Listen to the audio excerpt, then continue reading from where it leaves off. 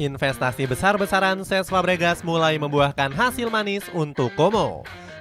Skuad Lariani menjelma menjadi klub dengan penyerangan paling menyeramkan di Serie A musim ini.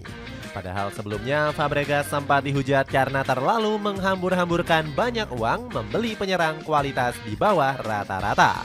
Namun nyatanya sektor ini menjadi penopang dan kunci Como merebut papan atas. Cetak Gol coba merangkum gilanya revolusi penyerang Como bersama Cesc Fabregas sebagai berikut.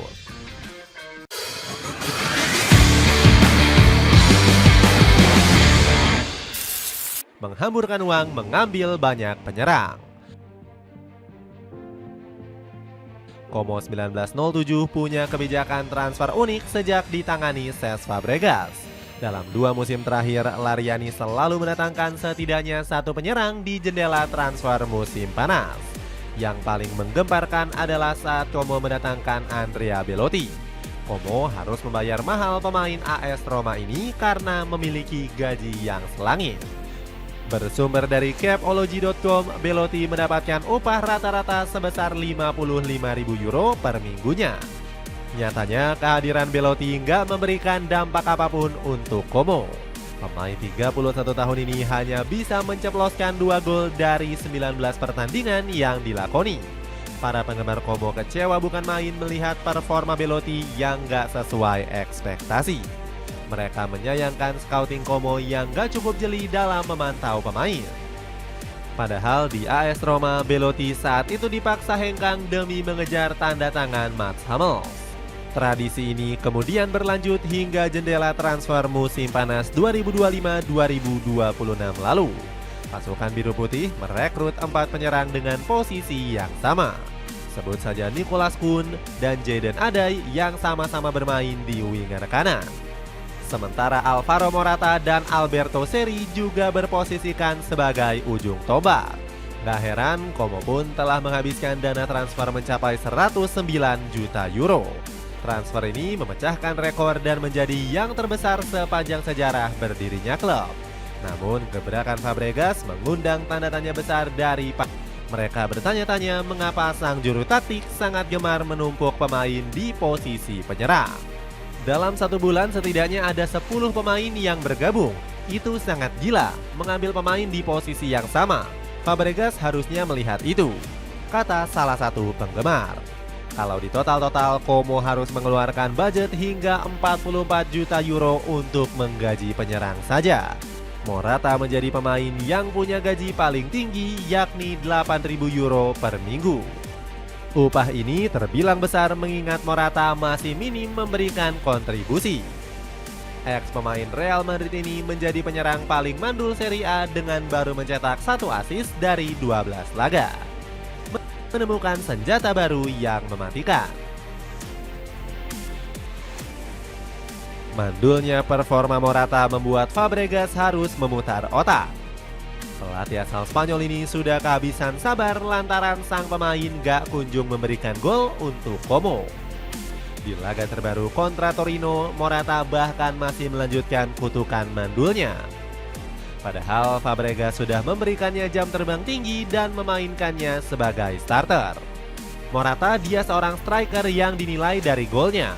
Dia harus mencetak gol untuk dirinya sendiri bukan untuk saya. Morata harus memperbaiki performanya, kata Fabregas dengan nada geram. Demi memainkan Morata, sang juru taktik bahkan sampai rela menggeser posisi Jadon Adai. Contohnya saat melawan Torino, Adai sampai rela bermain di posisi gelandang kanan. Padahal Adai lebih cocok seandainya ditempatkan pada posisi winger ataupun striker. Namun nyatanya malah Adai yang justru tampil buas dan menjadi penopang lini serang Como. Pemain 20 tahun ini berhasil mencatatkan 2 gol di menit ke-36 dan 52 pertandingan. Pada laga tersebut pergerakan Adai sangat licin dan sulit diantisipasi para defender Torino. Gol pertama Como dicetak berkat Adai yang pintar mencari ruang sebelum memberikan sontekan. Fabregas memuji Genzi kelahiran 2005 ini sebagai penyerang modern. Dia menambahkan, Adai memiliki peran penting dan kunci dalam taktiknya. Selain Adai, Niko Pas benar-benar masih belum bisa berhenti mencetak gol untuk Como. Di pertandingan ini, pas kemampuannya semakin matang bak seperti bintang klub besar. Saat mencetak gol, ex pemain Real Madrid ini bisa memberikan sontekan saat mendapatkan tekanan dari lawan. Fabregas sampai-sampai punya julukan tersendiri menyebut Nico Paz sebagai penyihir. Dia melakukan hal-hal gila yang tak terduga.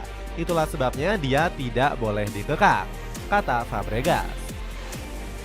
Dapatkan sweater polos dari Swipo yang kini turun harga. Cek linknya di bawah ini. Kunci Como 1907 finish di papan atas. Nggak hanya penyerang, permainan Como di musim ini juga menjadi lebih indah untuk ditonton.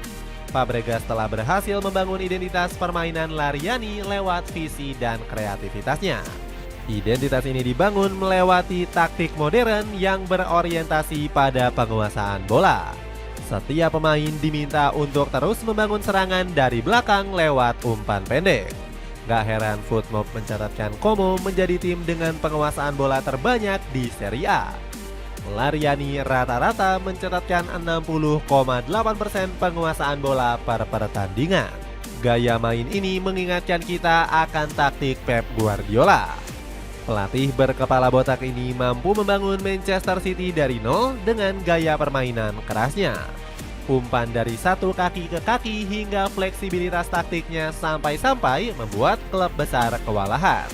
Real Madrid menjadi korban yang paling sering dan kesulitan mengatasi permainan Guardiola. Gak heran Arrigo Sacchi sampai takjub dengan taktik Fabregas. Pelatih legendaris Italia ini mengatakan lawan gak akan bisa mengembangkan permainan saat bertemu dengan Como. Fabregas akan menerapkan permainan menekan yang sangat agresif. Dia akan berusaha untuk tidak membiarkan lawan membangun permainan, kata Sacchi. Bahkan Sacchi mengatakan Fabregas sebagai ahli taktik karena ilmunya yang sudah tinggi. Saya tidak mengenal Fabregas secara pribadi, tapi saya lihat cara bermain Como seolah dia berasal dari dua sekolah penting. Dia menyerap banyak guru Arsene Wenger dan Pep Guardiola. Sacchi juga memprediksi Como bakal finish di papan atas pada akhir musim nanti. Apalagi manajemen Lariani membantah rumor cabutnya Fabregas dari skuad Lariani. Sebaliknya, Mirwan Suarso berencana memberikan Fabregas dengan kontrak jangka panjang. Rencana ambisius Grup Jarum untungkan Indonesia. Rencana ini bisa direalisasikan sesegera mungkin oleh manajemen Como. Jika kehilangan Fabregas, proyek pemain muda yang telah disusun seketika hancur lebur. Menurut Fabregas, pemain muda adalah fondasi penting untuk kemajuan klub. Di bulan September lalu, Como bahkan menggait 4 bintang muda yang dianggap potensial. Mulai dari Thomas Bossia, Marco Kolugnat, Matteo Albini, dan Pedro Demidi. Keempatnya datang bukan sekedar untuk menambah pemain akademi, melainkan bagian dari visi panjang klub. Langkah strategis ini tentunya akan membawa masa depan cerah untuk Como. Manajemen klub nggak lagi menghamburkan uang karena bisa mengambil generasi muda. Indonesia juga bisa diuntungkan apabila PSSI pintar memanfaatkan rencana ambisius Como ini. Pihak federasi harus bisa mencari bibit pemain lokal untuk dikirim ke Como. Apalagi keduanya sudah menjalin kerjasama dan berkolaborasi sejak bulan Mei 2024. Namun kerjasama ini masih belum ada kejelasan karena saat itu dikhususkan untuk Timnas U20. PSSI harus kembali melanjutkan proyek kerjasama dengan Como untuk pengembangan pemain Indonesia. Erick Thohir berharap ada lebih banyak pemain Indonesia yang juga mendapatkan kesempatan. Buat kamu pecinta sepatu Hoka, jangan khawatir ada potongan harga dengan mengklik link di bawah ini. Itulah ulasan gilanya revolusi penyerangan Como bersama Cesc Fabregas.